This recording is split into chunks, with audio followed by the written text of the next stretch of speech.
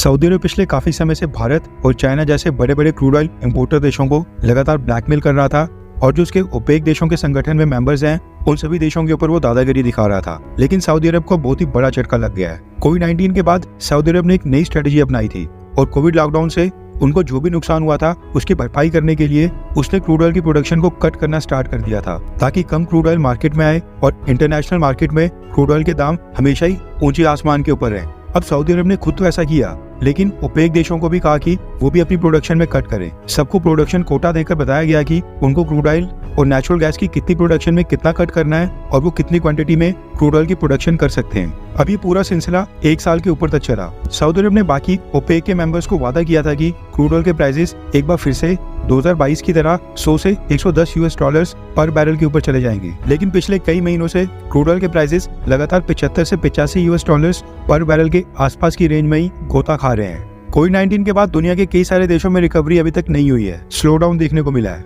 इस वजह से ओपेक देश एक तो कम क्रूड ऑयल बेच पा रहे हैं, दूसरा तो कीमतें भी नहीं बढ़ पा रही हैं। ऐसे में पिछले कुछ महीनों से ओपेक संगठन के देश सऊदी अरब के प्रोडक्शन कट के फैसले से काफी नाराज चल रहे थे क्योंकि उनकी एनुअल इनकम के ऊपर काफी असर पड़ रहा था। अब ऑब्वियस सी बात है कि हर एक देश चाहेगा कि वो ज्यादा क्रूड ऑयल को एक्सपोर्ट करके ज्यादा कमाई करे, लेकिन उनके ऊपर ओपेक प्लस अलायंस द्वारा निर्धारित प्रोडक्शन कोटा की लिमिट थी जिसको पूरी तरह से नकारते हुए ओपेक प्लस के 2 बहुत ही इंपॉर्टेंट देशों ने प्रोडक्शन कोटा को ना मानते हुए कोटा से ऊपर की ऑयल प्रोडक्शन स्टार्ट कर दी है। रेफरेंस के लिए आपकी स्क्रीन के ऊपर आर्टिकल का स्क्रीनशॉट है। ये 2 देश हैं, इराक और नाइजीरिया। इन दोनों देशों ने सऊदी अरब से कई बार रिक्वेस्ट की थी कि इनके प्रोडक्शन कोटा को बढ़ाया जाए, लेकिन सऊदी अरब और ओपेक प्लस अलायंस मान नहीं रही थी।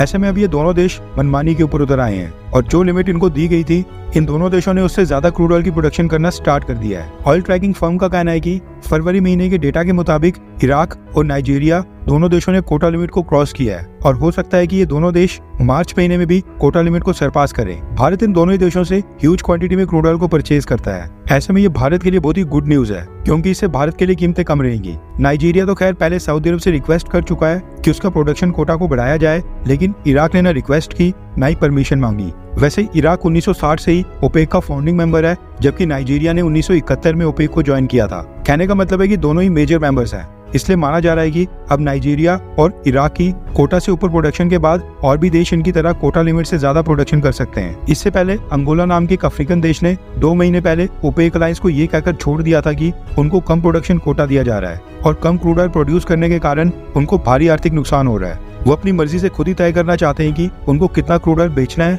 कितना प्रोड्यूस करना है। ऐसे में वो ओपेक प्लस अलायंस को छोड़ रहे हैं। अब इन सब के बीच सऊदी अरब अब थोड़ी मुश्किल स्थिति में आ गया है। क्रूड ऑयल के कोटा को लेकर उसको अब ओपेक के सभी मेंबर देशों को सेटिस्फाई करना पड़ेगा, जो कि काफी मुश्किल है। और भारत जैसे देशों के लिए गुड न्यूज ये है कि इंटरनेशनल मार्केट में क्रूड ऑयल की कीमतें फिलहाल थोड़ी लिमिट में रहेंगी, वरना अगर सऊदी अरब का प्लान सक्सेसफुल हो जाता तो इंटरनेशनल मार्केट में क्रूड ऑयल के प्राइसेस 110 से 120 डॉलर्स पर बैरल तक भी चले जाते।